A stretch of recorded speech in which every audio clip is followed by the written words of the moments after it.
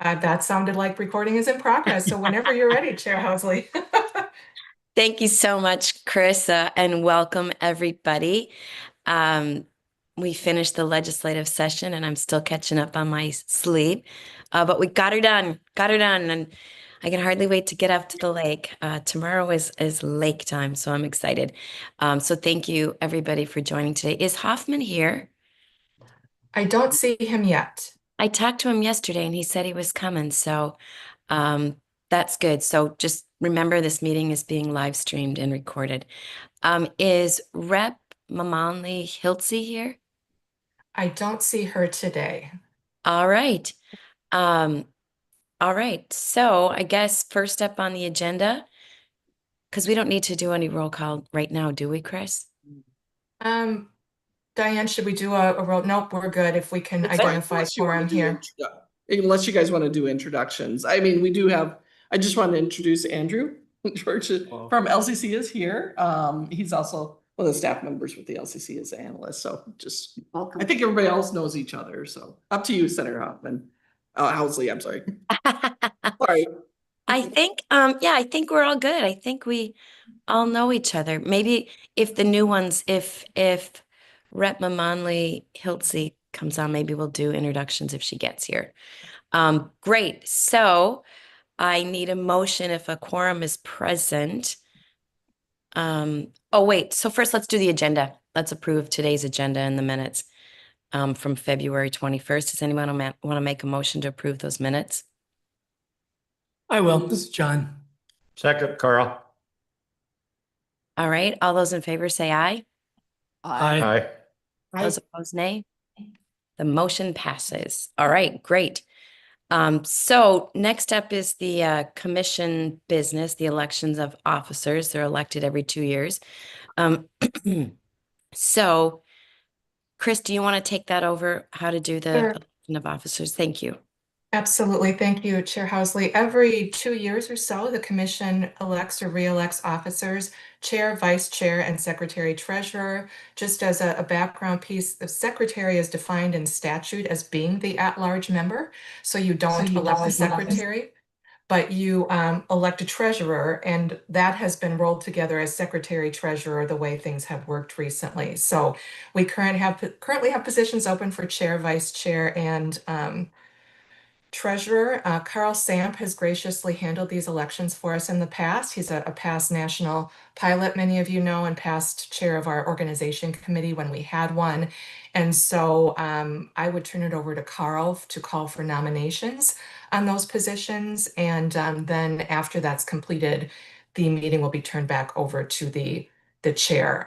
We do have word that our current chair, Senator Housley, is graciously willing to continue if you would want to nominate her, as well as Vice Chair John Enfinson and Treasurer Ann Lewis. We thank them all for their interest. That is your call as to members on how you'd like to move forward. But Carl, I'll hand it over to you for that process. Okay, thank you, Chris. Well, thanks to all our existing officers for agreeing to serve another term.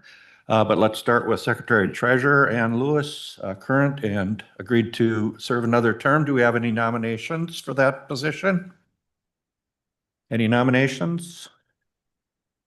Any nominations? I'll move a nomination of Ann Lewis for treasurer and secretary. Okay.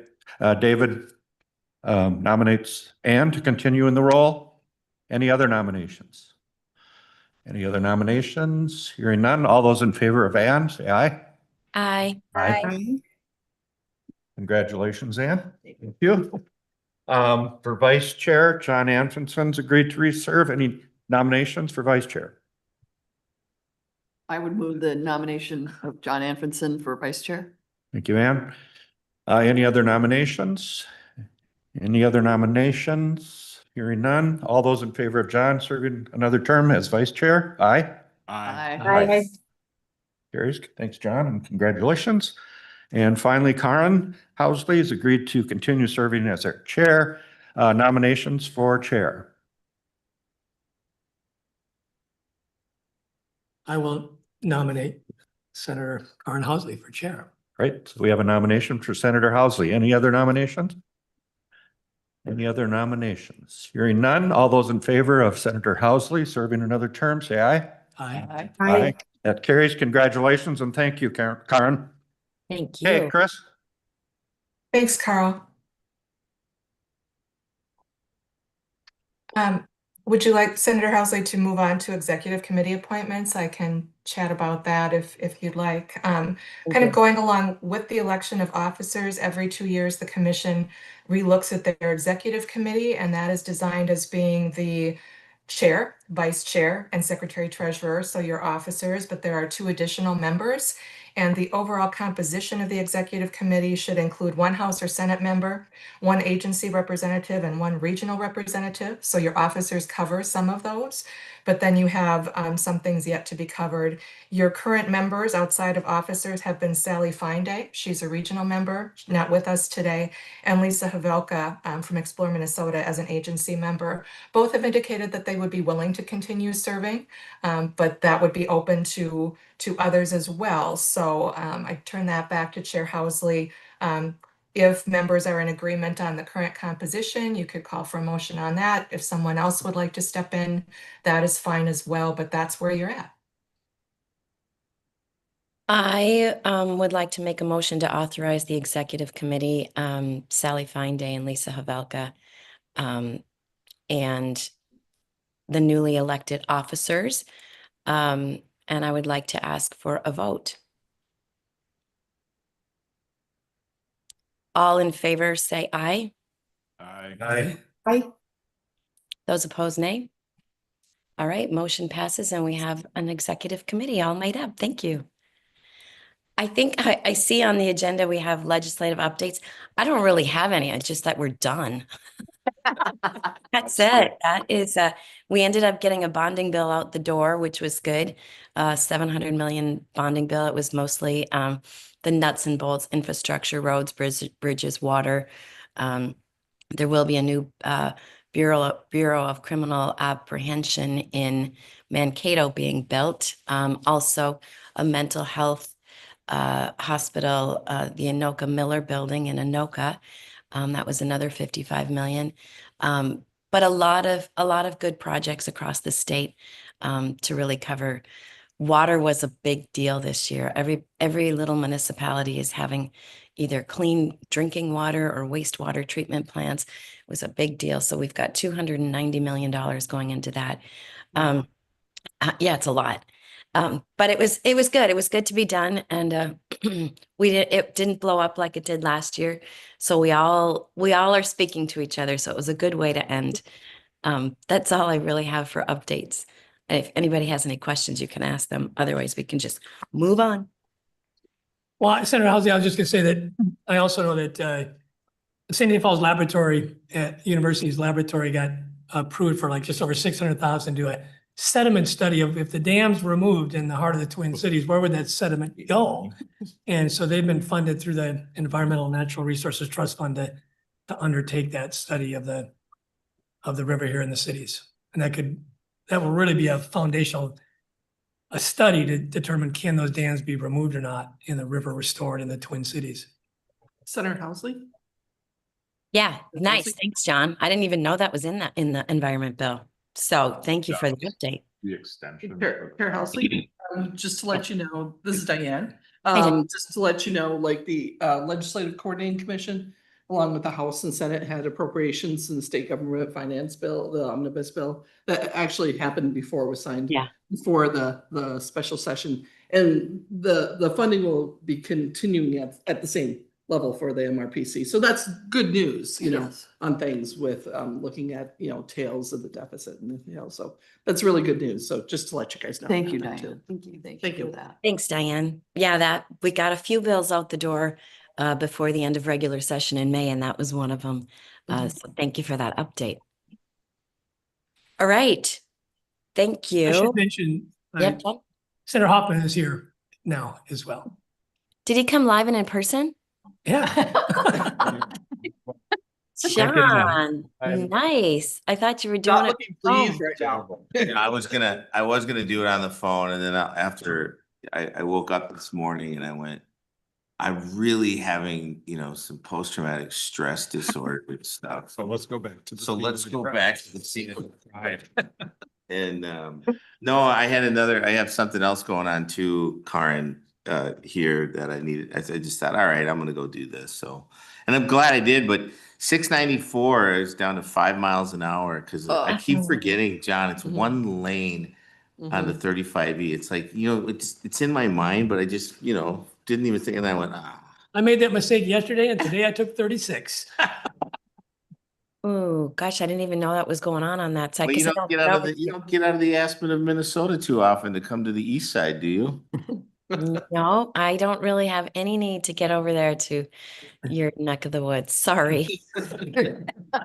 If you can avoid inbound 94 from 101 to Yeah. Maple Lake, I would do that too. It was a crawl. Oh.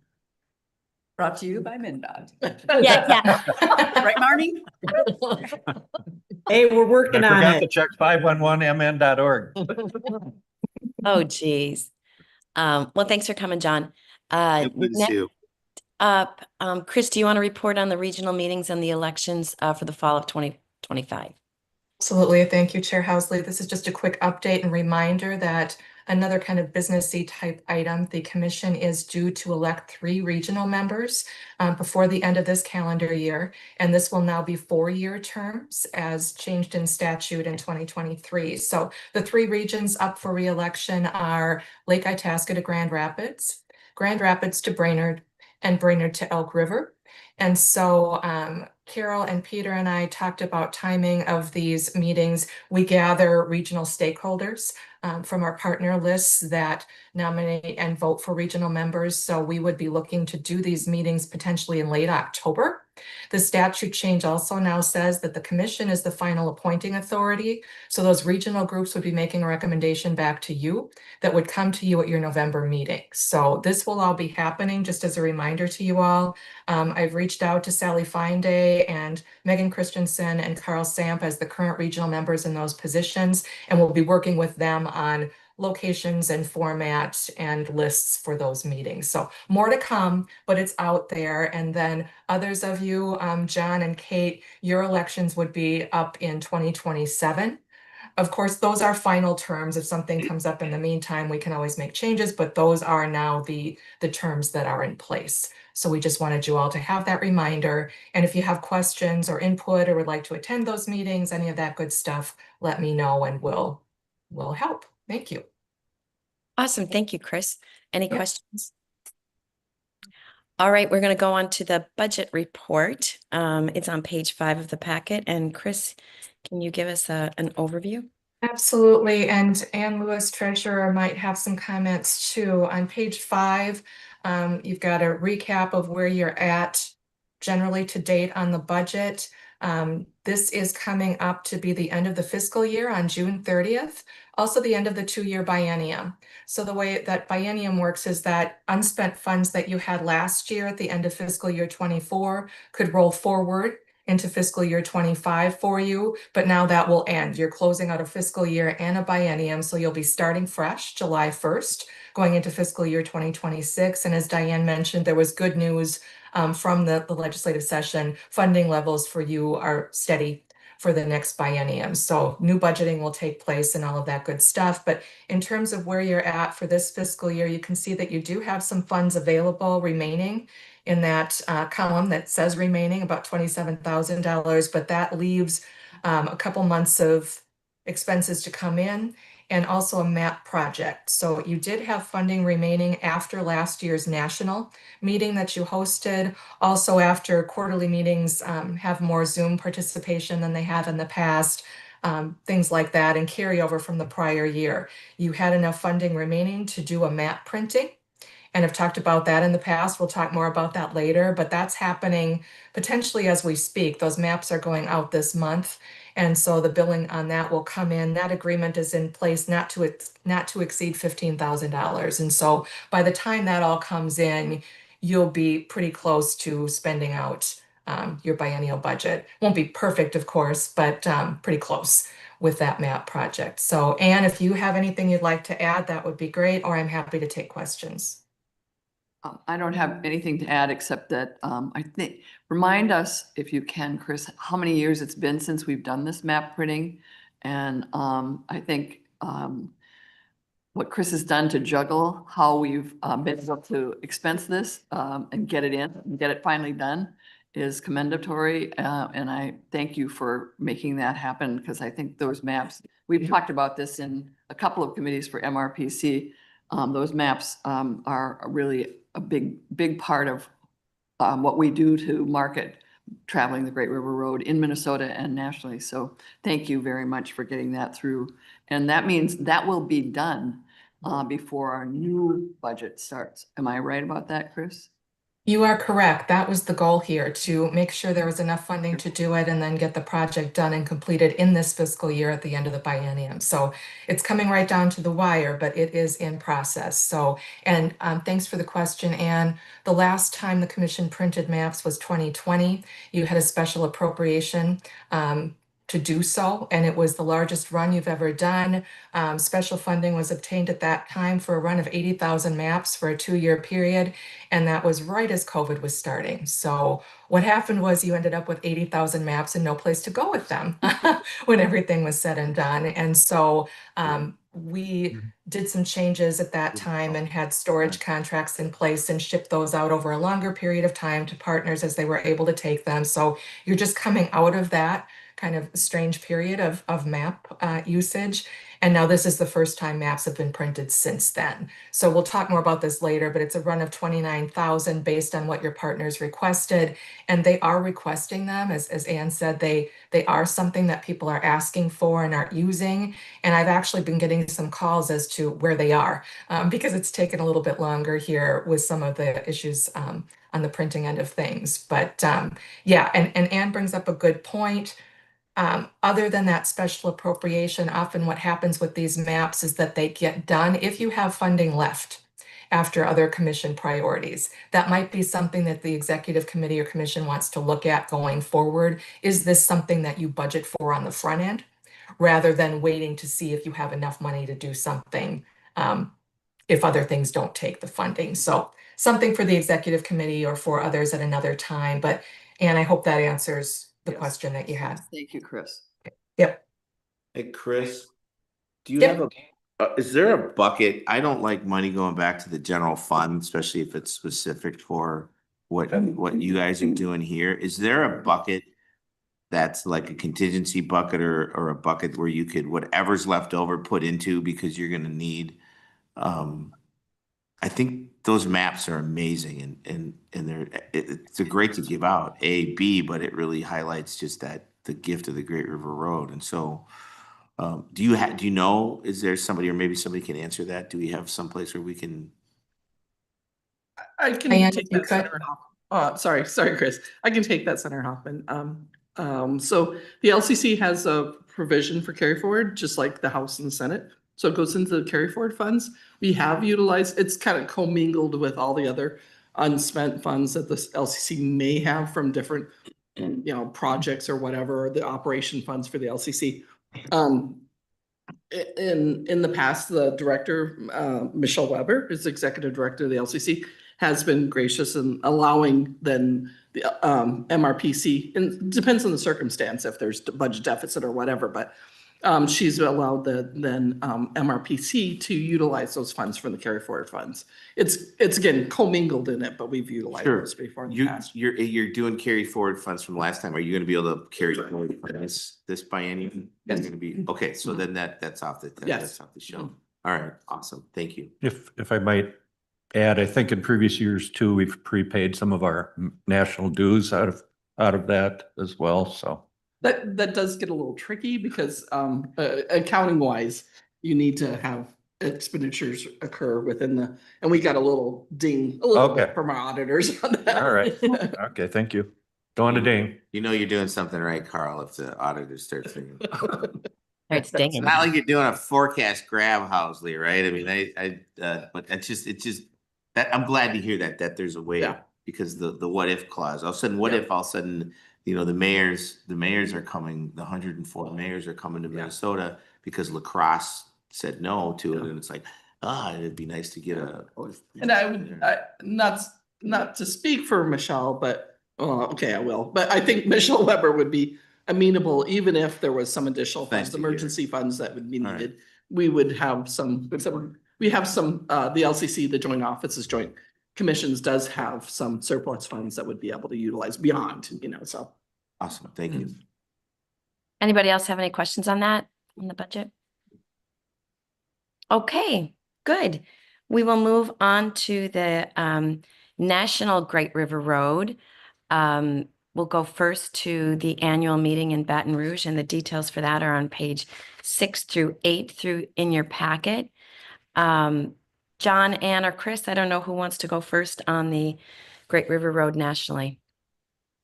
I defer to John and Ann. I can talk about kind of the process of how we'll take indications of interest and how approvals work and all that good stuff, all that good boring stuff we have to do later. But if John and Ann would like to talk about the meeting itself as members of the National Board, that would be awesome. Awesome. John or Ann?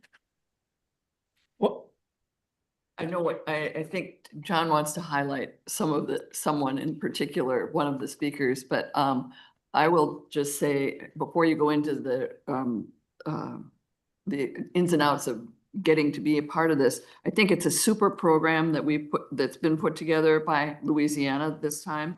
I will, take me out, Chris, of the equation for Okay. traveling, because I will go on my own as Yeah. pilot emerita, and so that's not an issue. And if anybody else wants to do it, but I think John has some insights into some special programming notes. well, I've been, I did 3 years of guest speaking on a cruise boats on the Mississippi and had to do a port preview for the ports we come to, and I had to do a port preview for Baton Rouge. I also did some talks for the Rochester Community and Technical College, and I did the same thing for them. And so Baton Rouge is a really spectacular place. It's got amazing colonial history. I mean, there's French, Spanish, British, American history there in one place. And it's so old, back into the early 1700s, late 1600s. And it's there's a dramatic shift at Baton Rouge. We see all kinds of barges up here. Starting at Baton Rouge, you see ocean-going vessels, and you see the barges mixing with the ocean-going vessels, and the transfers going downriver and the transfers going upriver. So commercially, it's a fantastic place. The riverfront is really active. They've got the USS Kidd there. It's a Fletcher-class destroyer that you can visit and tour. It's where they filmed Greyhound, which starred Tom Hanks, about a sub chaser. We're also going to go to Hummus House. And Hummus House, we visited many times on the cruise boats, and it is one of the big plantations of the South, and the grounds you could spend a whole afternoon just walking around the grounds, much less the house. They've got a big museum there that Kevin Kelly, the owner, has built. It's called the Great River Road Museum. So there's a big presence of the Great River Road there. It's also the point at which, if you look at these early maps, it's where there's a shift from cotton is upstream and sugar is downstream. And so this is more about the sugar story of the American South. And those are the biggest plantations, the most slaves. So the stories of this lower river are really fantastic. If ways to learn about American history, we're doing America 250. This is about, the birth of this nation, early history. So I'd encourage you all to come. It's going to be a great gathering of the 10 states as well. So that's what I have to say about it. I thought you had some insights into the speaker. Oh, the speaker. Susan Gone Stearns. She wrote a book called River of Commerce, and it's not what I expected. I thought it would take me weeks to read it. I read it in less than a week. Economic history. The economic history of the Mississippi Valley defined the Articles of Confederation, which were before the U.S. Constitution, and it defined how we wrote the American Constitution. And she talks about how all those settlers moving over the Appalachian Mountains in the Mississippi Valley, they needed to sell their goods down the Mississippi to pay off the lands that they were getting. And if the commerce was shut off to New Orleans and south, they couldn't pay for the land. And so there's this big movement that just keeps growing with the more settlers in the Mississippi Valley. And twice Spain blockades the lower New Orleans and stops commerce on the river, which leads to talks of war with Spain and then France. And so she weaves together this connections between, excuse me, how Jefferson and others really looked at how vital the Mississippi River was to the birth of the nation and the founding of the nation, like to the very documents that establish it. So she's going to be one of the lead speakers there. I can't wait to hear her. That is so interesting. A paid political announcement for our meeting. I know you do it justice. That's cool. Wow, I'm gonna have to get that book and read it before September. That will be really fun to hear her speak. Thank you. Any questions for John or Ann? Otherwise, we'll go to Chris and you can talk about the process for those interested in attending. You got it. All right, go ahead, Chris. And I haven't seen any questions. Sure. Oh, okay, so back to the boring stuff. Now that was all really exciting stuff. I'm Yeah. sure we'll have a lot of people interested, but the way this typically works for the commission is that the commission's budget sends public members and legislative members who are interested in attending, as the budget allows, of course, and agencies handle that on their own if they're able to send people, and we really appreciate that. So we take indications of interest. So if you're interested in attending, let me know. We get a bonus here in Minnesota right now. You do, because you have members of that National Executive Board. John is Pilot Pro Tem or National Vice Chair. Ann is Pilot Emerita or past chair. And so as members of the National Board, they receive some funding to attend from the national office. So we include them on our out-of-state travel approvals just in case there's any, other things needing to be covered, but they don't count toward our budget, so to speak, here. So let me know if you're interested in attending. We put in an out-of-state travel request. I see a raised hand. Awesome. Yeah, I'll take that right now if you do want to raise your hand or just email me. Then what we do is put together a list of those interested, estimate what the costs look to be, get that to the chair for review on what the budget can support, who's recommended to attend, and then put in an out-of-state travel approval request to the Legislative Coordinating Commission. It's signed off by Senator Housley as chair. It would go to the chair of the Legislative Coordinating Commission as well, and then back. So I would stay in touch with any of you interested through that process, and we can go ahead and start registrations with the national office and hotel reservations so that you get in on the block, because they can be canceled. But we just ask no airline reservations until we have final approval, nothing that we can't cancel if we would have to. So if Diane has more on that, we take that too. But first step is to, let us know if you would be interested in attending, able to do that, and then we start with that whole budgeting and approval process. And I'll put in one more comment here, thanking you all again. You're not planning this year. Last year, you were in heavy planning for this and hosted in Winona and did such an outstanding job with so many of you participating, speaking, planning, just doing all that good stuff. So I'm going to thank you one more time on that, because you really made it happen. And this year you just get to go and attend and participate. So that's awesome. So let me know if you'd like to be on that list and we'll help move it forward. Chris, Hey, you don't have to do any work. Hey, you can just go and enjoy. Yeah. Go ahead. I think someone was talking. Was it you, Ann? It was me, Senator, and I apologize. I just wanted to find out if there's a deadline, Chris, that you can give people, because there may be a time frame that you need to stay within. True. The sooner the better. Diane, I don't know if you have guidance On on page that. 7. Hotel. Hotel cutoff Oh. is August 25th. Yeah. Here, for us. Yeah, and we're not as concerned about the hotel cutoff, because really that you can reserve at any time as long as we can cancel. But we'd want to have things done in time for you to get flights and such. So is by July 1st reasonable for all of you? Then we'll be starting a new budget year and biennium as well. Would that be a sensible way, Diane? Yeah, Chris, I think they're also asking, is there early bird registration? Yeah. That type of thing then too. Well, mostly I was asking for the because Oh, okay. because I think having a deadline is really important. But also I've done my flights, and it's little tricky. a wonderful place to go and very historic. Not easy to get there from here. So I just I think having a deadline is an important thing because of flight availability. And I agree, Chris. So July 1st, it would be appropriate to, Okay, on the deadline on it. Yeah. Can then I we'll be ask, starting a new budget year. and what's the route to fly to Baton Rouge? Houston to Baton Rouge is probably the easiest. Well, all I could What'd find you on do? Delta was through Atlanta. Oh, And in order to make the board meeting on Wednesday, That's right. it's challenging. Those who don't have to make the board meeting, it's not an issue, but Yeah. those who have to make the board meeting, it's an issue. okay, thank you. I'm gonna text you on the side to get your flights. Okay. Okay, any other questions or thoughts on the annual meeting in Baton Rouge? All right, moving on to the National Mississippi River Day, page 9 through 14 in the packet. John, I'll toss it to you. Yeah, this is a initiative of One Mississippi. They are a national organization. They have over 20,000 members and 75 organizations. And, they're committing to protecting and interpreting the Mississippi River, the land, the water, the wildlife.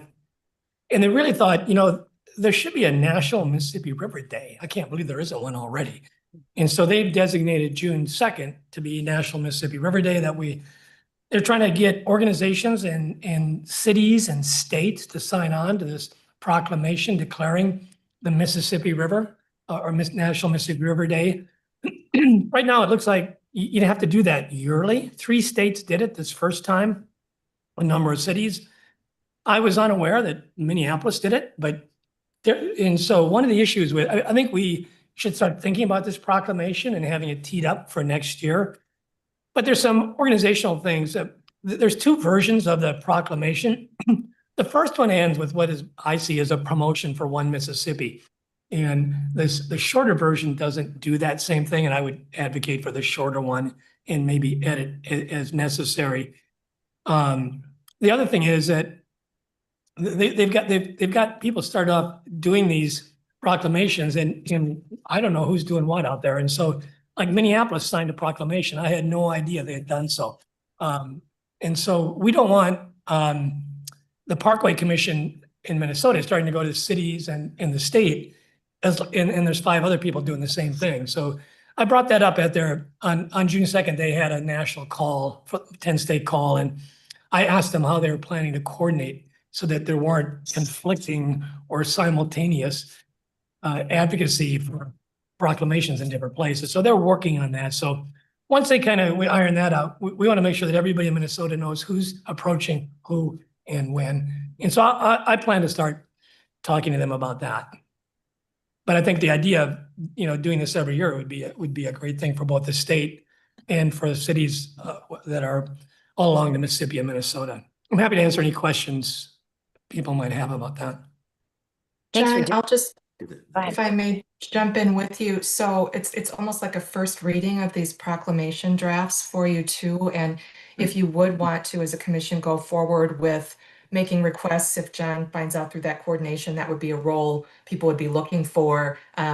What you see in the packet is actual language provided by the One Mississippi organization, but you could certainly edit that to be something that you are all most comfortable with if you're making requests to the governor's office, for example, or to cities or counties or whoever along the route that you are. So this can change, and what you choose to say or submit or request of people is up to you to adjust. So I just offer that, John, as part of the process here. And Chris, now that I shifted back to where I can see everybody on, Winona did so as well. And so Kate would know about what Winona did through that process. Mhm. Kate, you want to let us know? Thank you. Yeah, it wasn't how do I describe it? It was kind of a grassroots effort of one really passionate person who found out about this and then shared it out super broadly to all of the Winona region contacts who might be interested. I do know, again, that the mayor moved forward and we did the official proclamation, but it was specifically from one really passionate resident who just kind of kept emailing their group over and over. So that was kind of it. I hadn't heard anything about One Mississippi before those communications. So I was really eager to learn about it. Thanks, Kate. Thanks, John. I didn't know anything about it either. And yeah, it makes more sense to have a coalition to kind of do this together instead of all of these one-offs. I think that's a great idea. Thanks for organizing. Any other questions for John and National Mississippi River Day? Okay, moving on to communications and the marketing committee. Kate and Chris. Kate, would you like to start or would you like me to start from the last meeting? I know you were there. Oh, you're muted though, Kate. I said, if you want to start, Chris, I'm going to Okay. find my notes and then I can chirp in too. Okay, that sounds great. So just a few items that the marketing committee is working on. Many of you have probably seen that the Great River Road was rightfully so voted to be the best scenic drive in America for 2025 by the USA 10 Best Readers' Choice Awards. So thank you to all of you who voted and helped put out information for others to vote. And so that's a big deal. And the national office will be doing promotion based on that as well. So you'll be seeing more about it, but thank you for the help. And so for a year, at least, you are the reigning champions of the world on the scenic byway front anyway. So that's wonderful news. Also, the National MRPC is running their summer events promotion again this year, Summer Fun on the Great River Road. So they are doing a sweepstakes for people to win gas cards, and they are gathering event submissions from partners all along the route. So we'll put that in your follow-up notes. There's a national events listing online on the website. It's free for local partners to upload their events and photographs. So we've been promoting that to others here in Minnesota, saying this is a free way. Remember, this is out here. Upload your events. Winona has a bunch of stuff on there. Other partners do as well. Lakes Area Music Fest, Carl has a lot of stuff up. So we have seen local partners taking advantage of that because it's free promotion, free marketing of those local events. And so there will be more of that coming. And also the National MRPC Great River Road will be working toward an America 250 Things to See and Do campaign. So along with the 250th anniversary of the USA in 2026, what the Great River Road has decided to do is gather 250 favorite things to see and do, and then promote that throughout the year. So you may have noticed that requests for that are going out already. Again, we can provide links for you in meeting follow-up, but they're asking for submissions from fans and partners on favorite things to see and do, and they'll be promoting that throughout the America 250 celebration, because what could be better than doing something along the Great River Road, as we all believe. So that's a few things. Kate, I'm not sure if there's anything else you would want to jump in on. That's a few highlights. I think you did fantastically, Chris. Sorry, I had to grab a phone call. We've got our first American Cruise Line docking for the season this afternoon. So super exciting, but the cruise director just called me. So I was like, oop, I've got to take that. They're on time though. So we're looking great. The river is cooperating this season. So fingers crossed. We had several cruise dockings cancel last year due to high water. So we're yeah, very hopeful that the 13 that we have scheduled are on time and looking fantastic this season.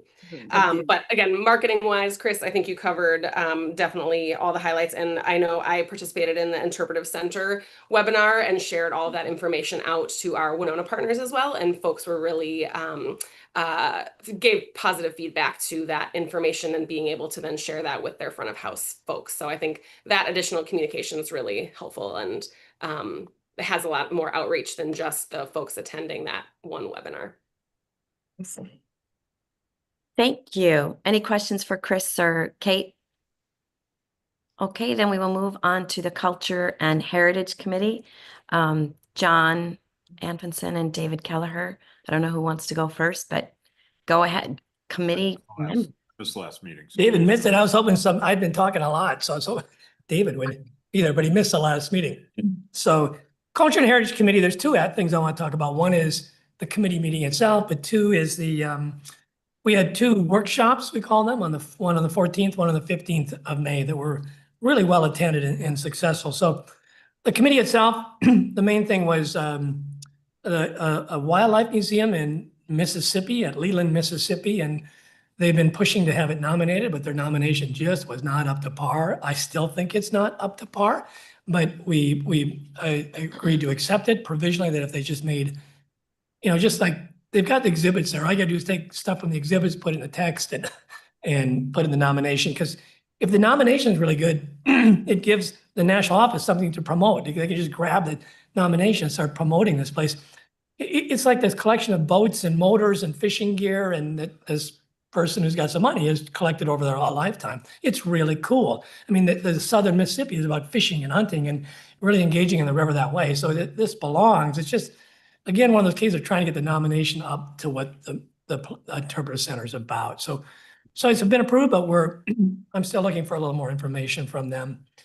So that was that. And then we talked about the workshops, because our meeting was the week after the workshops. The workshops featured two individuals in particular. Scott Williams is the president and CEO of Discovery Park of America, just at Union City, Tennessee, northeast of Memphis. He's one of the most engaging, exciting, interesting people you'll meet. And I know he's going to be in Baton Rouge. You have to meet him. He's really fantastic. He's got a big museum, but he went out to the community right away and said, "What do you think of our museum? How come the schools aren't coming? How come more general public's not coming?" And what they told him was, "You're a party place. You just have big parties there for the rich and famous. You're not about teaching and education." He was like, wow. He had no idea that was their perception in that community of 10,000 some. And so he has worked to completely transform how they're viewed within their community. And he's had tremendous success at that. And so he was going to share how we talked about doing an economic study. What is the value of your organization, of your interpretive center to the community? Because people really didn't know. And he looked into how much it costs to do an economic study. We're working on one right now on the Mississippi. Is $20,000. And that's a tiny study. And what he wanted was going to be much more. So he decided to do it himself as an executive director of this huge organization. And he came back and he found out some really good statistics, really good information on the value this interpretive center, this big museum, offered to the community in the region. And he started promoting it. And then he went to meetings and he said, people started citing his facts, not knowing he was in the room and not knowing he had generated those facts. So it really took off. That's the kind of guy he is. Suzanne Thede Barnett from our national office was the other presenter, and she really wanted to emphasize to people how much the Parkway Commission at the national level, through social media, through our maps and our other productions, really promote interpretive centers and help them to get visitation. She does this almost on every quarterly call. We have the National Commission comes through all those statistics, but this is a way to tell the interpretive centers, we bring a lot of value to you. And so along those two lines of what Scott and Suzanne said, Suzanne put up questionnaire during the workshops. One of the question where it was, does your community understand who you are and what you do? 11% replied completely.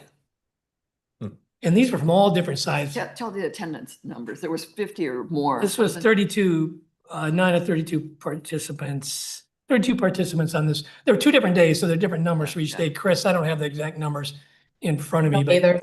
Yeah. Yeah, but the idea was that, so 11% said the community understood what they did. 56% said mostly, and 33% said not enough. The other question they asked was, how well do you understand what the Parkway Commission brings to you? Completely 10%. So 10% of those interpretive centers that were on the call and people on the call had basically no idea what value we were to them, which understands why we can't get responses a lot of times. We need to work on making people understand the value we bring them. Mostly it was 40% and not enough was 50%. So, we should do a broader survey, I think, of maybe get a broader survey out there and get at these numbers, both of how your community views you as an interpretive center. And that's what Scott is working on in Union City, Tennessee, was getting people to know. I bet if you ask that question of his museum now, the answer would be much higher because of what he's done. And so this promotion of our interpretive center has got to happen. So that's the Culture and Heritage Committee summary. If anybody's got any questions, I'm happy to try and answer. When was that meeting, John, and where was it? It was the 14th and 15th of May, and it was online. With Zoom. It was a workshop online. Wow, very Kate cool. was on the call. So Kate, I could put, is she there? Yeah, She's there. There she Yeah, is. again, Kate. I found a lot of value in both of the speakers and definitely having Suzanne speak to the national communications and the marketing that they're doing. I think it was, again, incredibly helpful and easy to then share out, which I really appreciated. Were you surprised, Kate and John, by the 10% thing? I'm sitting here perseverating on that going. Very surprised. What should we be doing differently? Is that, it's like, you were surprised by that, the 10%. I wasn't, I'm not surprised. Well, Kate, I think I think I'd be interesting to ask the Winona County Historical Society and the Minnesota Marine Art Museum in Winona. I think you'd get a higher return rate or a higher positive rate. But there's almost 90 interpretive centers. And Chris, I was going to say before I forget it, we have 250 favorite things to do. 90 of those should be our interpretive centers. Yep, agreed. So we knock off 90 right there, about 90 right there. But again, does the Itasca County Historical Society in Grand Falls, how well are they perceived in their community? I don't know. So I think we need to get a better handle on that. I'll just jump in if I can, John and Senator Housley. Also, those slides are available. It was a really good session. I thought too, the speakers were very good. The slides are good. So I think we can just put a link to where you can find that in your meeting follow-up notes too, if you wanted to take a peek at those slides, but we're not able to attend. So I'll make a note so I don't forget. Thank you. Yeah, I'd love to look at them. That when I was down in Alton, Illinois, John, just the interpretive center that's down there that's connected to that, the massive amount of dams. I mean, The dam. Locking Dam 26, yeah. Right? Yeah. I was intrigued by how many people that were there that didn't know what that building was, but didn't start to think about that until just now. It's like, wow. Well, that shows you the range, because when you look at Winona and then you look at U.S. Army Corps of Engineers, Upper Mississippi River and Missouri River, basically, and Illinois River, it's called Mississippi Rivers Museum. It's about really all three rivers in that area and what the Corps of Engineers does.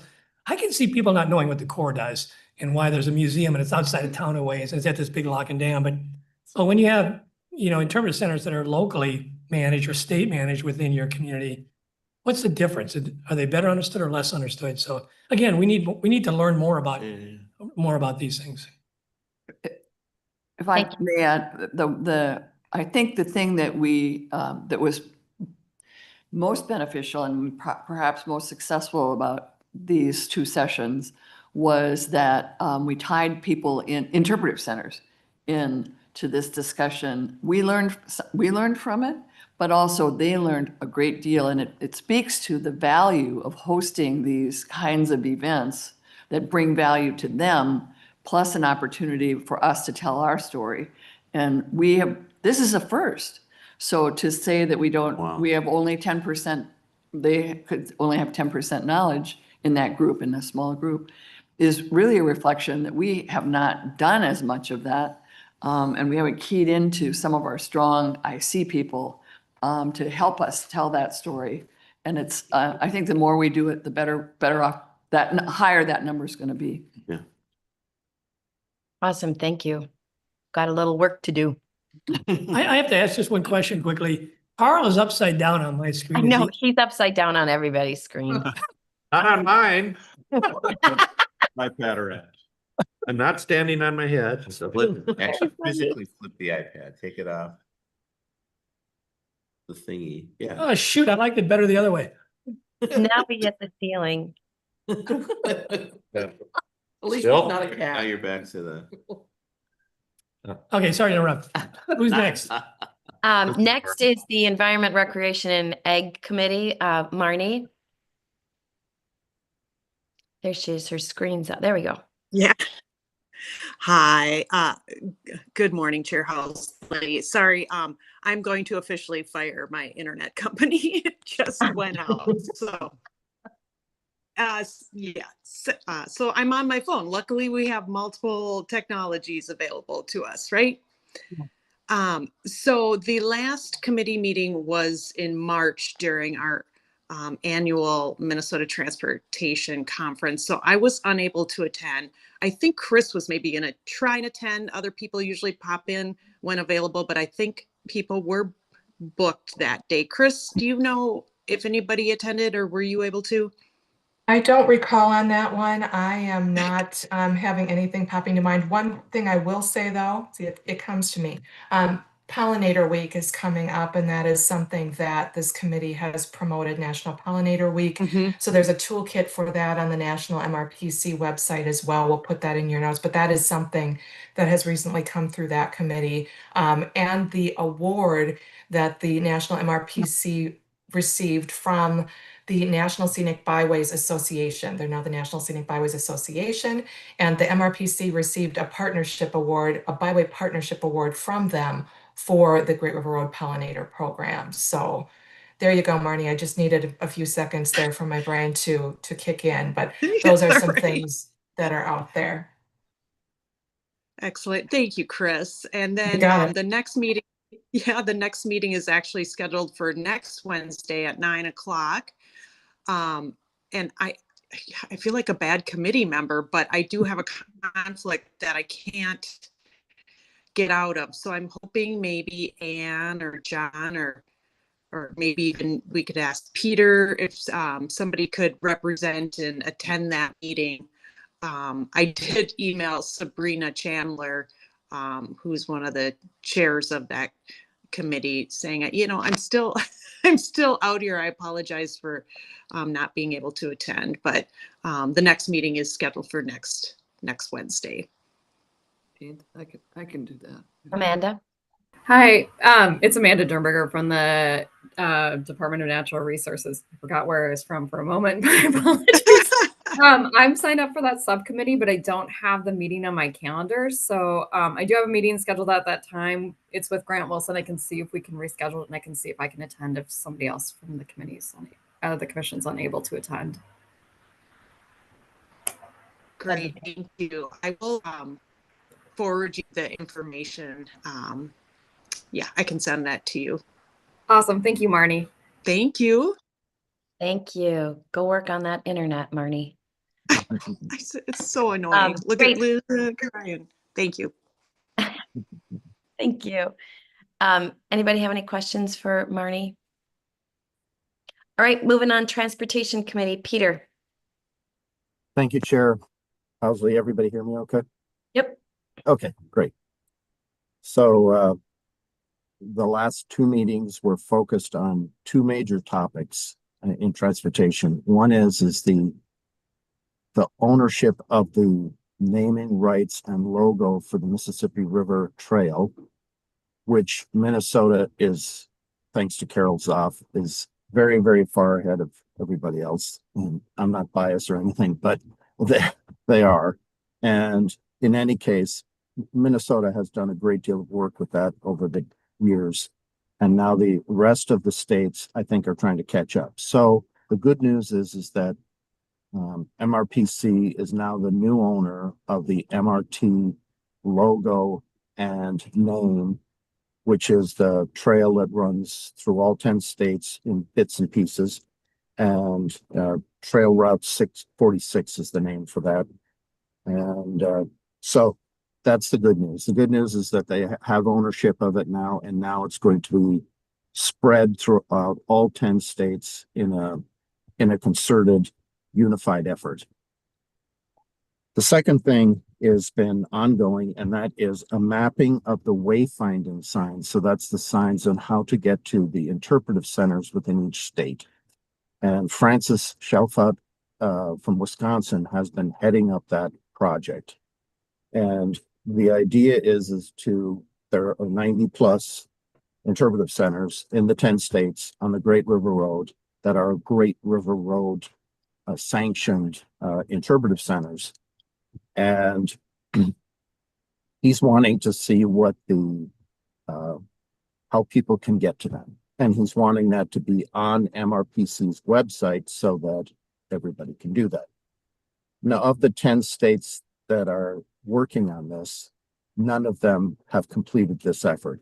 But Francis is hoping that some of us will be complete by the 10-state meeting in Baton Rouge in September. I have completed one portion, which is there's three major portions, parcel maps of each of the 13 interpretive centers in Minnesota. And The next part is the turn-by-turn directions that go with that, which will also be on the MRPC website, the national website. And I am updating that because we had a few of the interpretive centers, 4 of them interpretive centers in the Twin Cities did not have turn-by-turn directions.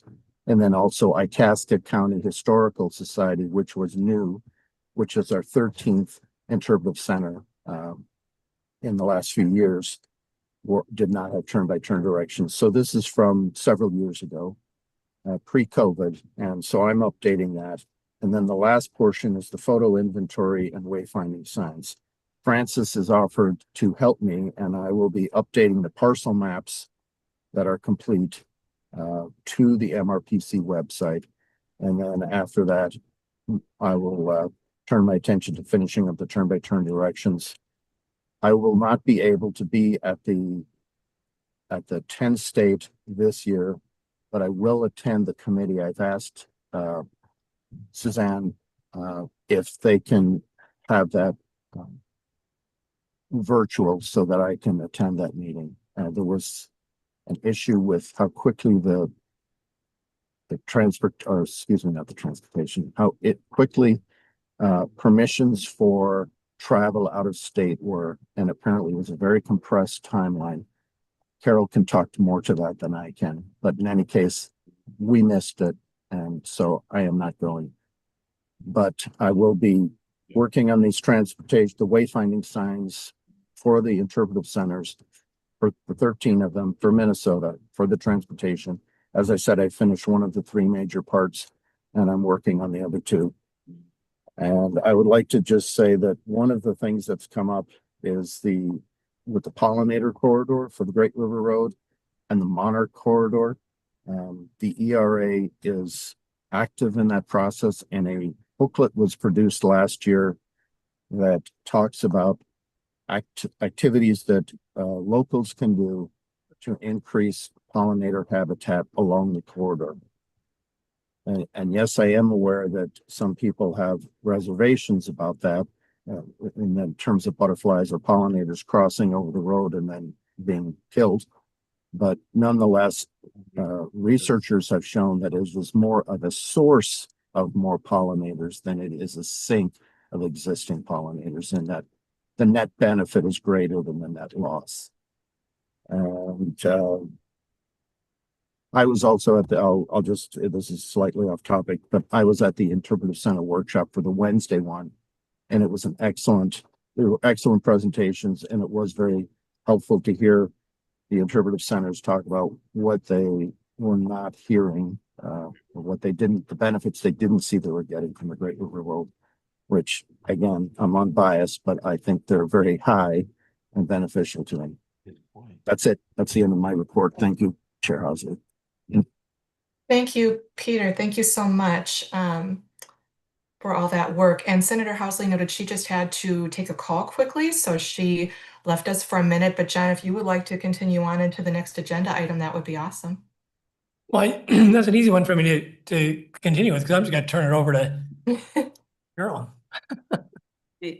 Well, thank you, John. So what we're going to be next talking about is on page 15 in the packet. There's a summary that describes, so, a lot of what the Scenic Byway program is about, in addition to safeguarding the intrinsic resources and providing a contiguous route that celebrates our nation, it's about storytelling. And we have had a strong tradition in Minnesota of doing some of that storytelling through roadside interpretive panels.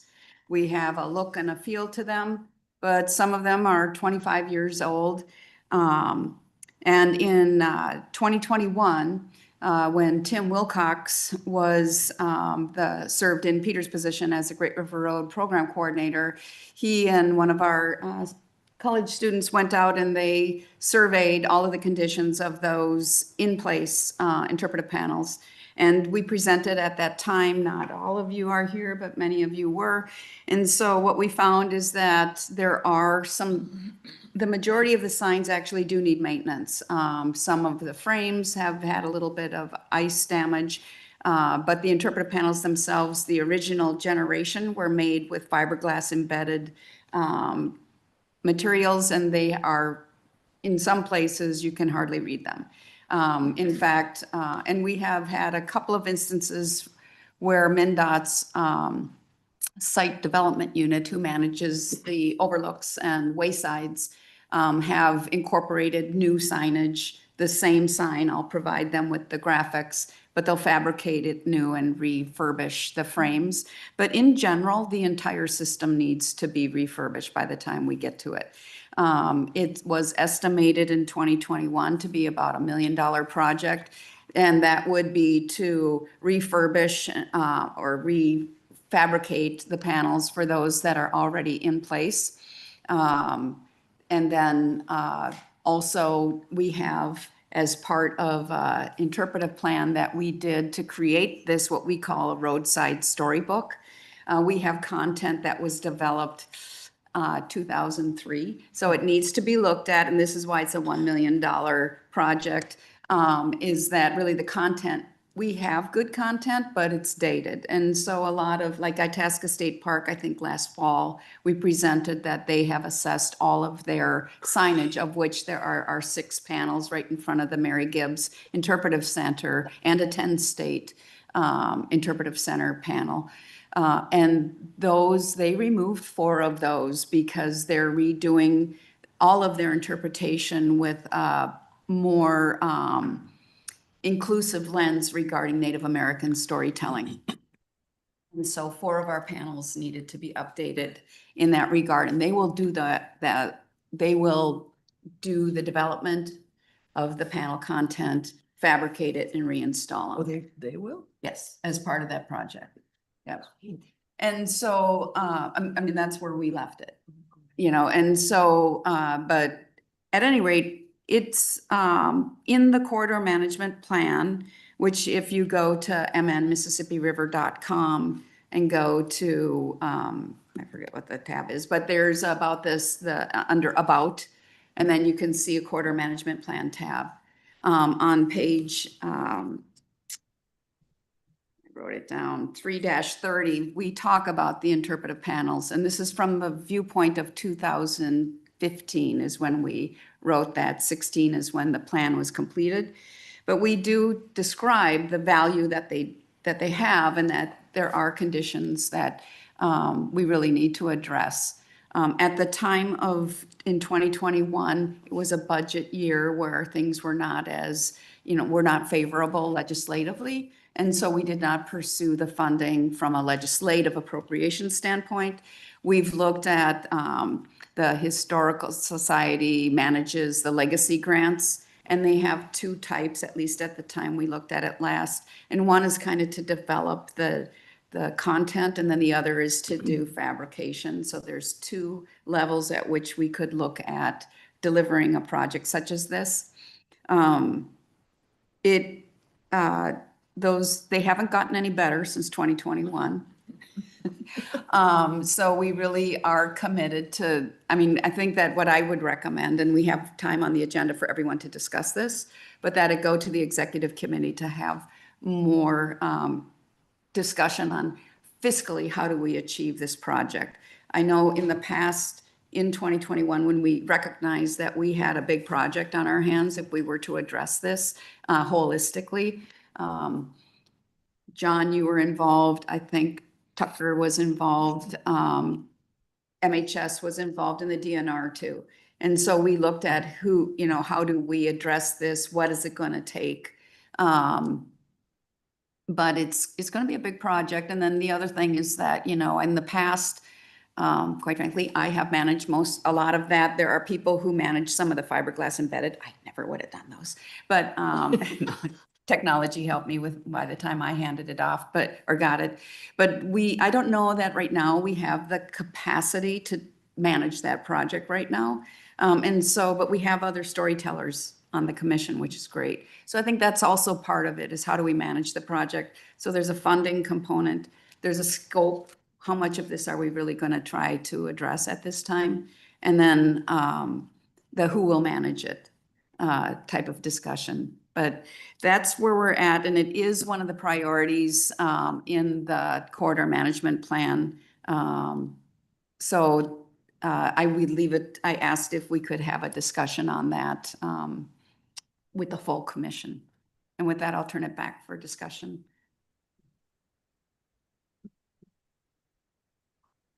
Anybody have any questions? I mean, part of me wants to ask, if DNR was willing to do Lake Itasca, are there other organizations that would do their signs as well, rather than us doing them? And just see if they would be willing to, since they benefit from signs being at their locations, maybe where they are co-located, could those other organizations do theirs, pick up the cost of doing their sign in the way we want it? How many of them are even in a location where there's an organization? Yeah, a lot of them are on MnDOT waysides, but some are at our sister agency. There's one at the History Center. That's, no, we have a 10 state sign on Kellogg. That's out on Kellogg. But they're, we have this all mapped in GIS. So, as we get to a work group, but a lot of them are at MnDOT waysides, but not all of them are.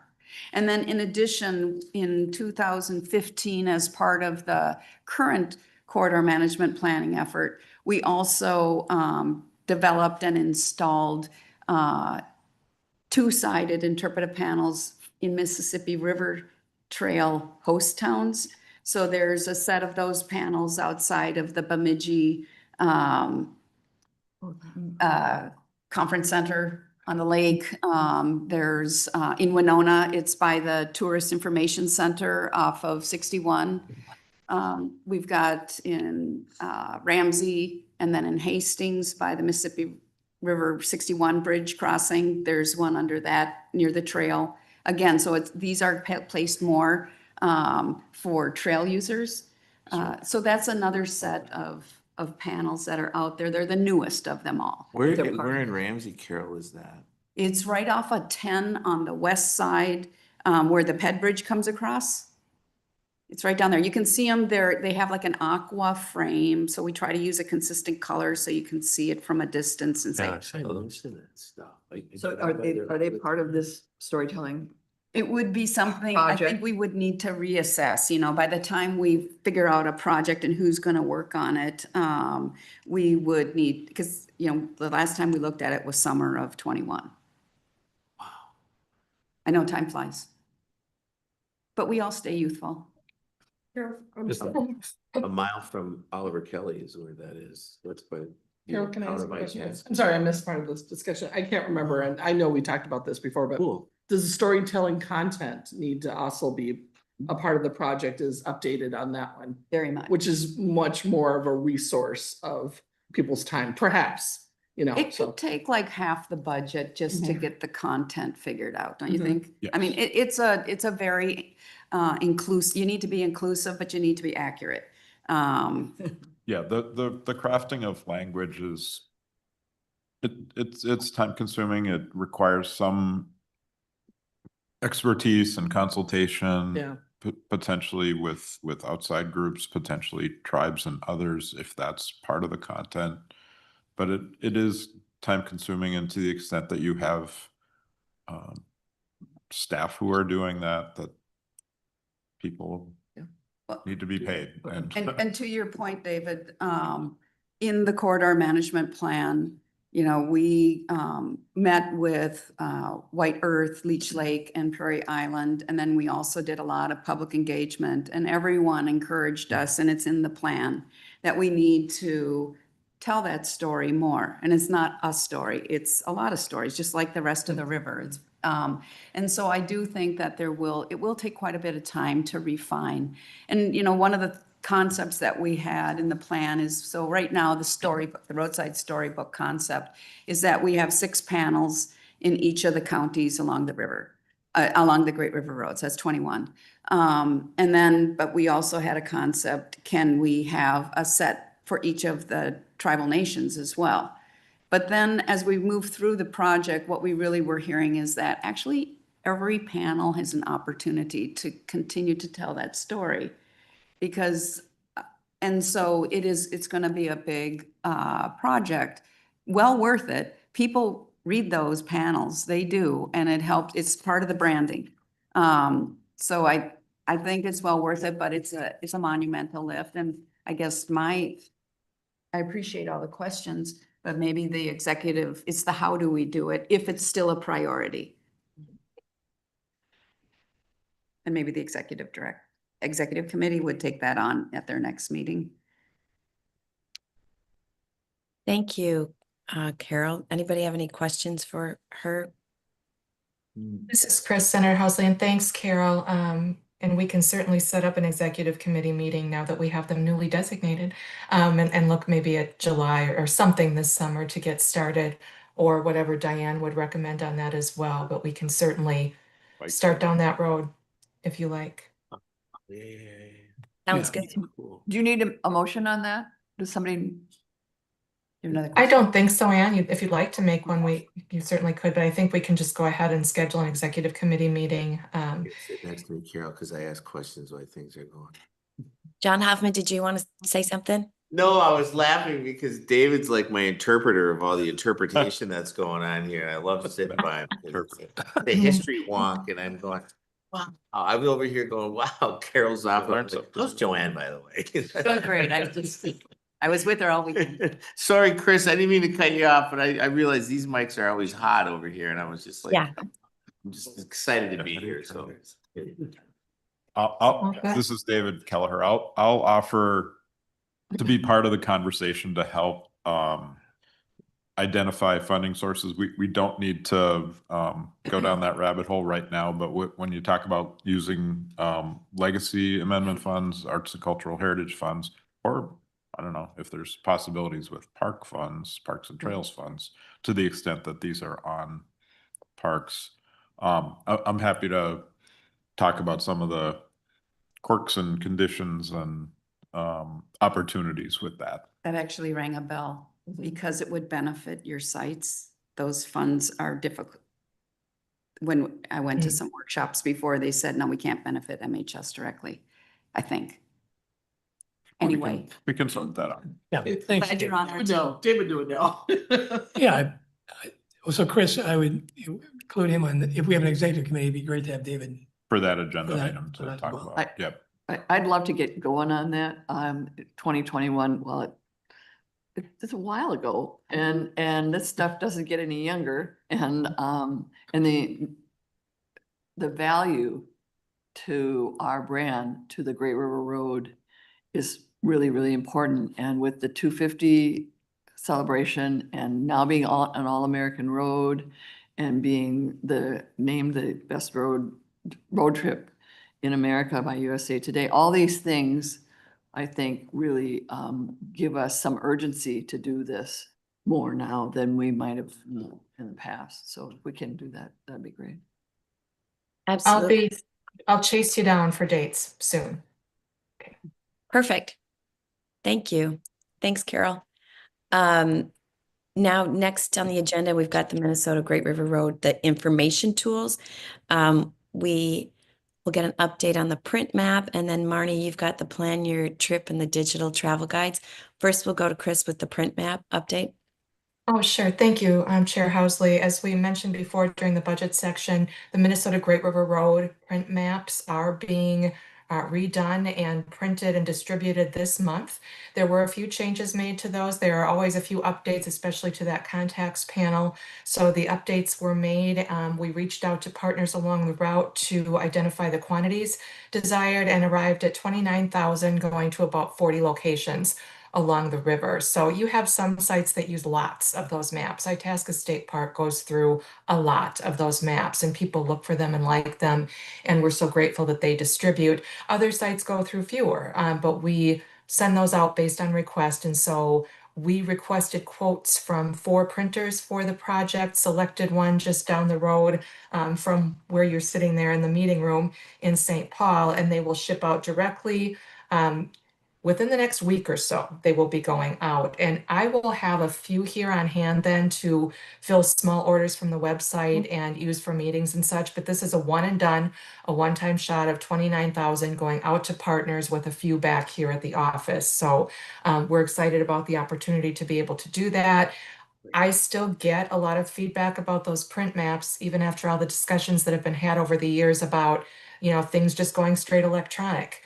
Yes and no is what I hear, that there's a lot of call for things online, but that people still do want those print maps. I think as souvenir pieces, as wayfinding pieces in some areas of the road where you don't get a cell signal, for example, to pull your maps. So we're glad that's going forward. And again, another topic for the executive committee might be whether you plan to do those on a regular cycle or kind of continue to do those when funding is available. So we can add that to the executive committee list as well. And I'll just jump forward a little bit, Marnie, over to digital travel guides before you take over on Plan Your Trip. Marnie, we'll be talking more about Plan Your Trip and the project going forward to update that. The digital travel guides or regional story maps that were on the Minnesota Great River Road website were too kind of large and unwieldy of a process to take on right now in terms of updating. And so those have been removed from the Minnesota Great River Road website. You'll see regional boxes still on that homepage with a paragraph of information. And this was all at the guidance of the committee that worked on this. So thanks to all of you, Kate, Lisa, and others who were part of that. We have the links that will remain available. I guess I won't call it active. They will continue to deteriorate over time, but we can continue to access that information. And I've also copied and pasted out the information as best we could. The team advised that we preserve that to try to recreate regional pages in the future that the commission would own and maintain. So changes have been made there based on the committee. We have the content. Those pages aren't direct links anymore at this time. And that seemed to be a good solution for now that everyone was okay with. So Marnie, then I don't have to jump in on you again when you start reporting on Plan Your Trip, but I'm happy to take questions, but would turn it to Marnie for Plan Your Trip.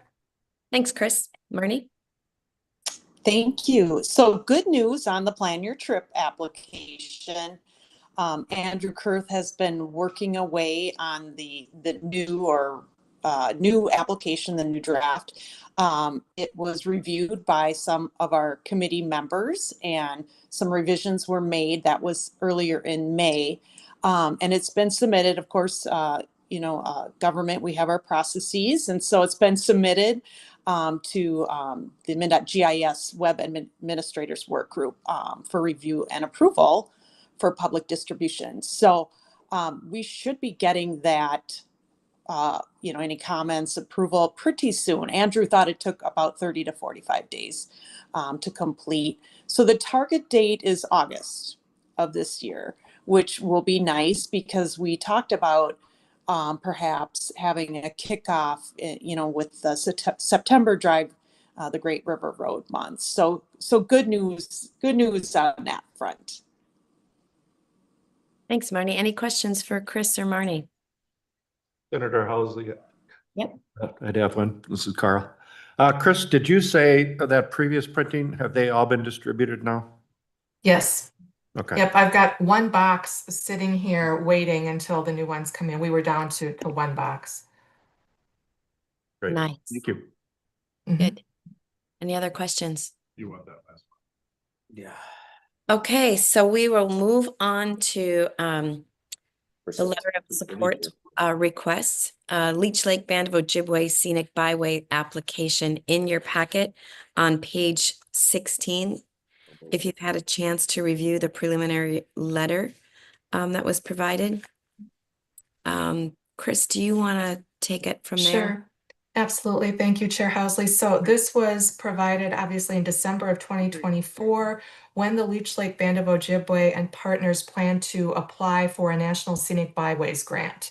And the request for a letter of support came in after your quarterly meeting at that time of the year, so it wasn't able to be reviewed by the commission. We just had a couple days notice, but wanted to respond. And so the letter that you see here was provided by Chair Housley at that time, basically acknowledging receipt of their request, noting this is the type of project that the commission would often support, but that the full commission was not able to review and act on it prior to their submission deadline. And so if you would so choose, and the commission would want to fully authorize support for their project, we would provide an updated letter to them noting that the full commission was in support of their project. And in red on the bottom right-hand corner of the page, just for your information, you'll see what the total project cost on this would be, how much they'd be requesting from the National Scenic Byways Grant Program, 6.8 million, and that match would be coming from Cass County and Beltrami County, where this roadway is located. I can't tell you right now what the status of these National Scenic Byways grants even is, or what the timeline would be, but it would be mostly at this point a case of just going on record, if you wish, of the commission supporting this partner in their funding application. Also, when that happens, if you approve this now as a full commission, and they would come back to the commission with the request for this same project, but a different funding source, the chair and vice chair have authority to go ahead and act on that on their own. So if we get a request for a letter next week, but you're not meeting again, but you approve this project, they could choose to go ahead and do an updated letter for a different source of funding if they wish. So that's a little murky and in the weeds, but there is some benefit to doing, to acting on this to give direction to your chair and vice chair for possible future use as well. So that was more than you probably wanted to know, but. No, that was good. It was informative. Any thoughts on the approval of this project? Everybody's good with it? So moved, so moved. I'll All right. second. Got a motion to approve the Leech Lake Band of Ojibwe application. So let's take a vote. All those in favor, say aye. Aye. Those opposed, nay. Division, field division. Motion passes and it is approved. And now we got a lot of power, John, if we get another letter in. Division housing. Yeah. Yeah. All right. Wow, we're cruising All along talking here. through his PTSD. And that's it. So now we just have committee member updates. Does anybody have any updates? I have a request for one. Okay.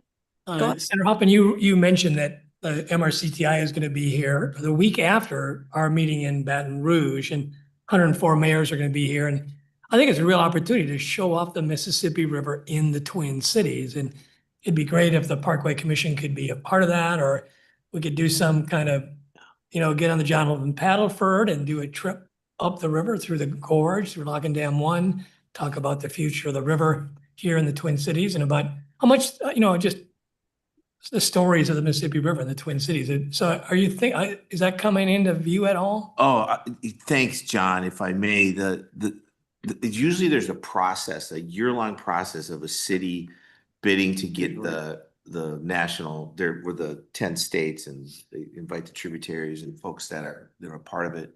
And La Crosse was supposed to hold it, and well, the whole story. They just dropped the ball, and so we jumped up. But I'm spot on with you. We're about 30 grand. That MRCTA is about $30,000 short from making that a reality. Their board said, "Go for it." The private-public. This is where the private-public partnerships come through. I tried to do some bills this session, and I just couldn't. I don't lose, man. Beltrami covered their debt last year and got them another 200 grand this year. But this one I couldn't get across the finish line because it was such a squeezed environment already. So it'd be nice if we could get, and absolutely the whole piece. I know they want to go up to Champlin, with that whole development that we did, the Mississippi River, there, and do some pontoons across to the Coon Rapids, and then talking with the mayor down in Red Wing, it would be nice to be able to. So that's still very much up in the air, John. We got until September, but if there's a way that we could get some kind of investment. Yes, absolutely. I think those mayors should hear, especially you, tell your stories. The stories of the Mississippi River are what really make it. When we were down in Baton Rouge last year, I was blown away at some of the stories that were told. We went to the old original state capitol. Huh. I mean, that's just the stuff you go, huh, I didn't know that, right? Or the different people that are around there. So the answer to your question is yes, yes, yes, and yes. And so honored to have those guys, those folks up here, right? At the same time, people are just kind of squeezed in. I sent you an email. Did you see that? I did not. I did. But if I could be of any help to, help tell the story why it's important, and I'm with you, John. I think what this group offers is really worth telling people about. Good.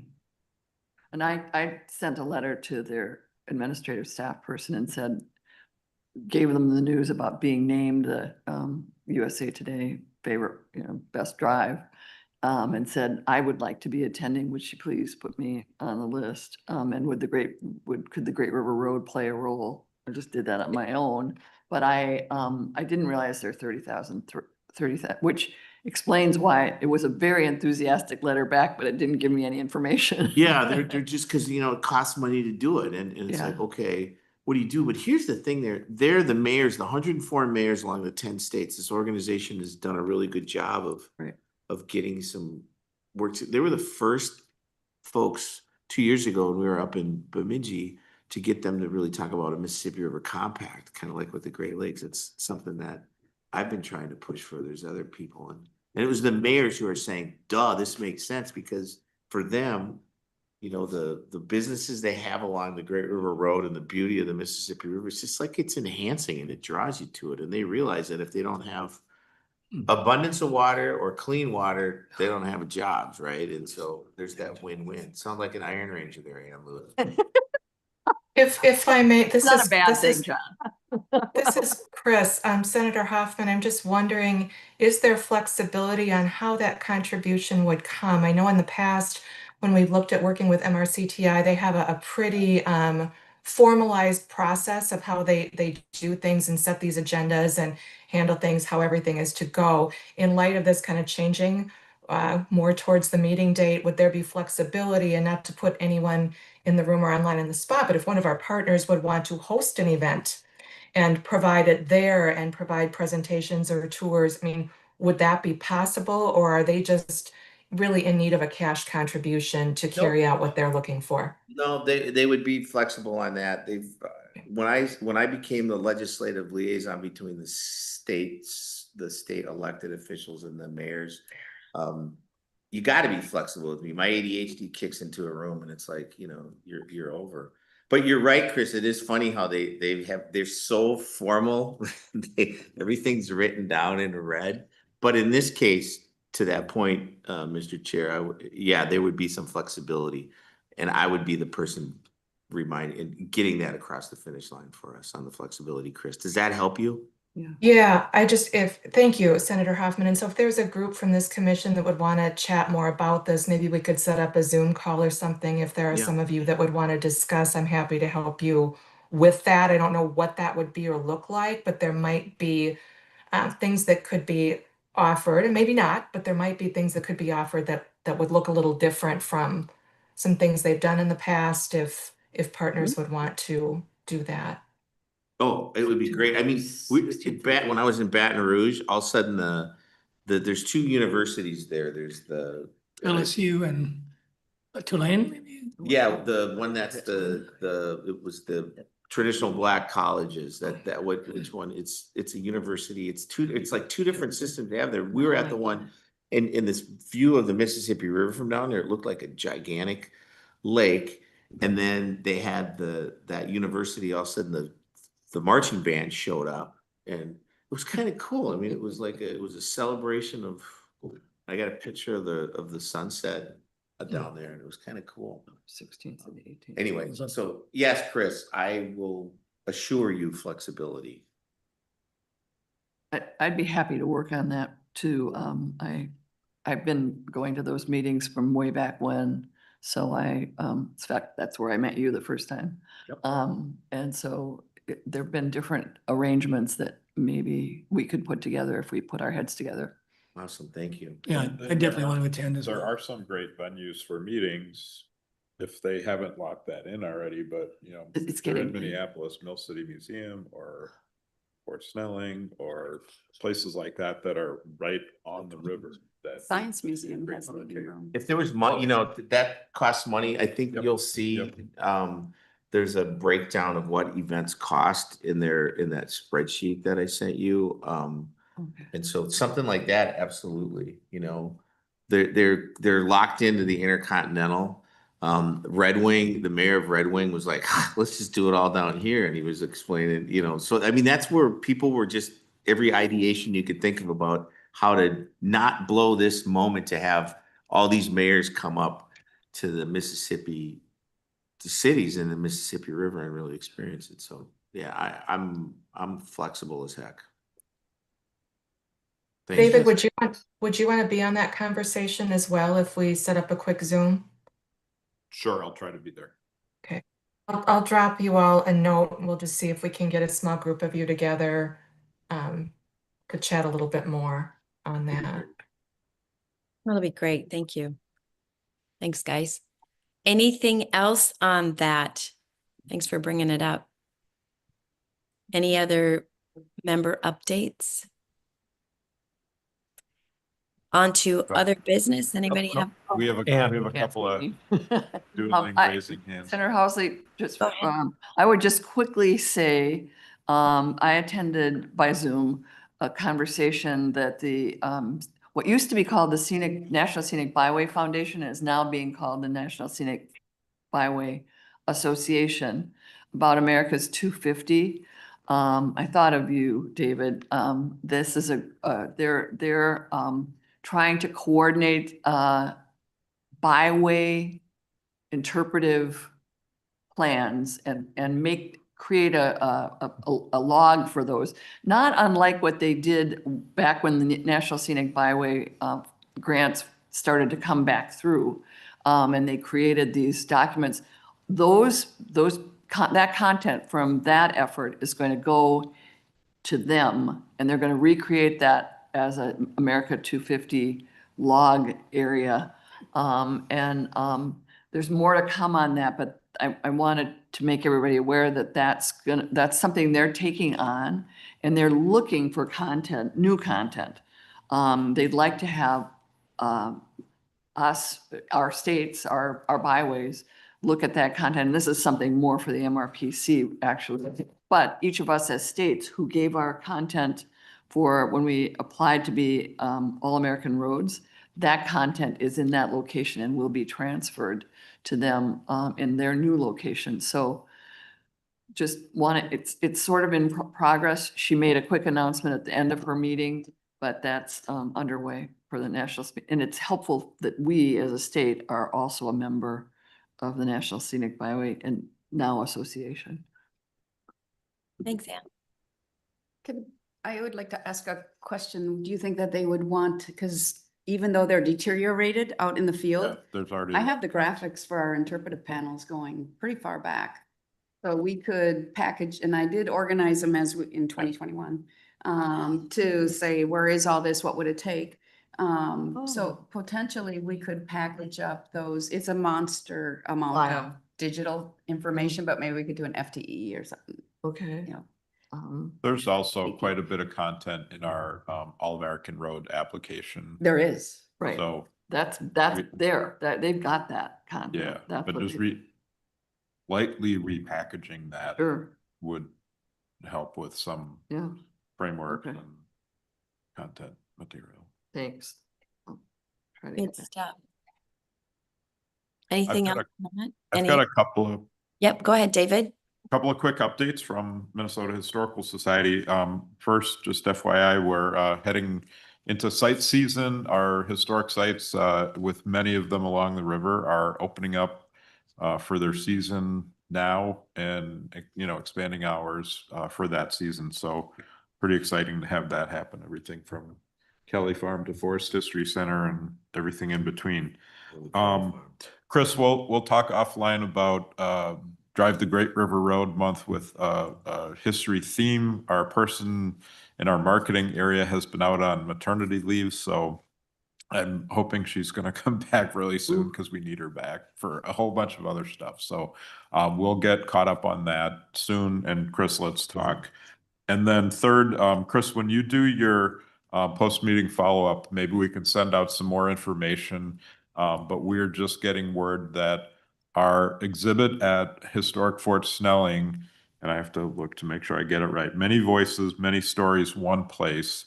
And I think you guys maybe had a quick chance to look at the exhibit when we had our meeting out there, is going to get an award of excellence from the American Association of State and Local History. Congratulations. Congratulations. Which is, our organization, so kind of nationally recognized. That's going to be announced on Friday, and we'll have some more information about that. But we're pretty proud of that exhibit. It pulls together both a lot of content, but also a lot of challenging history. And I think that recognition kind of confirms that we moved in the right direction with how we put that together. So if you didn't get a chance to get out there and check out that exhibit, if it's a rainy day or later in the year, a snowy day, we now have things to do at Fort Snelling year round, and that exhibit can take up a bit of an afternoon while you're out and about on the river. So. Awesome. Senator Housley, this is Carl. Go Just a couple quick updates. Our Riverfront Park and starting to have more events at the amphitheater there. So we supported that project and got funded. So that's exciting to see. Minnesota Headwaters Board sponsoring some paddle events on the river, Aiken, Brainerd. So those are coming up. Successful dam days in Little Falls recently. Just a few resources. I kind of stumbled on a documentary on Prime, Amazon Prime, on the Mississippi River, and one's called and then when I started looking into it, there's 4 of them. One's called America's Mississippi, and it's kind of a north to south 3-part documentary. Another one's called Mississippi River Quest, which follows 3 men over 30 days traveling the length of the river. And then there's some older ones, Old Man River, and then the River Beautiful story. Anyway, that one was from 1938 when we were born. So, and then finally a book I read, it's been a while now, but written by Rinker Buck called Life on the Mississippi. And he recreated kind of the flatboat trips from Pittsburgh down to the New Orleans area. So great kind of mix of travel log and history of what was going on. He did another great one on the Oregon Trail too. So. Of all of those Amazon Prime shows, which one was your favorite? I haven't watched them yet. I just have come across them. I put that one in my favorite so I can watch it when we're done with whatever it is we're watching now. So I guess. Like a film fest. Yeah. Well, I just finished Sirens, so now I've got to go watch something else. Kind Kind of on a different, over to my wife. So. different kind of theme. Yes. I wrote them all down. Thank you so much, Carl. Anybody? Oh, go ahead, Amanda. Thank you, Chair Housley. I've got a couple updates from Minnesota DNR. Grant wasn't able to be here today, so I've got a couple updates on our behalf. Lock and Dam 5, there was a tagging effort. So partners from Minnesota DNR, Wisconsin DNR, the U.S. Fish and Wildlife Service, and other federal agencies recently collaborated on a fish tagging effort by Lock and Dam 5. The fish have already been recaptured by anglers, providing helpful data to inform management decisions and invasive carp management efforts. Also, I have some updates on 3M. As part of the 3M Priority 2 settlement, DNR and PCA received letters of intent for 3 goals of the settlement. Goal 1, to restore, protect, and enhance aquatic and terrestrial resources, wildlife, and habitats. Goal 2, to increase understanding of fish tissue contamination, improve communications about PFAS-based fish consumption advisories, and identify and enhance alternative non-contaminated fishing areas. And goal 3, to improve and enhance outdoor recreational opportunities. The co-trustees are working through the grant process and expect to have projects selected by January of 2026. So that's the update from Minnesota DNR. Thank you.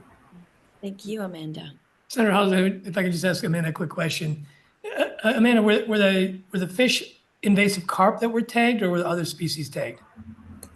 I'm unsure, but I can follow up and find out. Given I'm how just they're wondering. saying it, I assume it's both, but I'm not 100% sure on that. So let me double check and get back to you on that. And I'd also wonder is they were recaptured, but were they recaptured above Lock and Dam 5? How far upriver have they moved? If they have moved, it'd be another key question. Because last session, the legislature funded a bioacoustical fish fence at Lock and Dam 5. So that project is underway at some level. I don't have an update on it though. Let me check. I will IM somebody on Teams and see if I might get an answer before we come out of this meeting. I think we're almost Thank done. you. I mean, one can help, but thank you. Any other updates from anybody? Yep, Kate. Thank you. I've got a quick update from the southeast corner of Minnesota. It's officially festival season in Winona, so I'm going to encourage y'all to come down and over to Winona this summer, specifically for the Great River Shakespeare Festival. It is a truly incredible feat that these folks, we bring in more than 70 actors, directors, costume designers, set directors to live in Winona for 3 months during this festival. And then they put on about a 6-week performance schedule. And what's really special this year is my partners over at the Shakespeare Festival are letting me share the opportunity to give 2 free tickets to one of the preview performances this year. So I'm extending this to our MRPC folks here. So if you're interested and available, either June 26th for Romeo and Juliet or June 27th for Comedy of Errors, I can get you hooked up with 2 free tickets. So you and a friend can come down and experience the very first preview performances of the 2025 season of Great River Shakespeare Festival. So just give me a shout and I'll get you those tickets. That's funny. Thanks, Kate. Wow, I got to get down there. It would be fun. I'm gonna call campaign That's true. finance. What did you say, John? Nothing. I love you very much. You're my favorite Republican ever in the entire world. Help me. The only one to get yelled at by her when she was chair of aging committee, she was presenting a bill and she all of a sudden there was a certain senator and I went to a corner and started talking and Housley just gave us this mean look and she said, I can't finish my bill if you guys are sitting there talking. I remember that fondly, Karen. I think everybody here in this meeting also recognizes your love of talking. Geez, just can't shut you up, John. But I'm not an engineer. No, she's another. Yeah, that's an inside joke. Any other updates from any of our members? Senator Housley, this is Carl again. Kate reminded me of a key event I forgot, and that's Lakes Area Music Festival is coming up in Brainerd on June 20, I think it's July 25th through August. It's 3 weeks, July 25th through August 17th. Over 250 professional musicians, dancers, and ballet and opera performances, free will donations. And it's at our new Performing Arts Center, Getchy ZB Center. So it's an incredible opportunity to hear, world-class entertainment, classical music. And what's really cool is all the musicians are housed on lake homes in our community. Volunteer families put everybody up.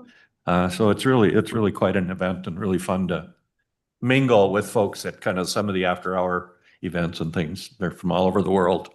Cool. So Where about is that new theater or new? it's attached to the high school. Oh, wow. Okay. All right, I'm gonna have to hit one of those up too. Summer. Yeah, it's summer. I know.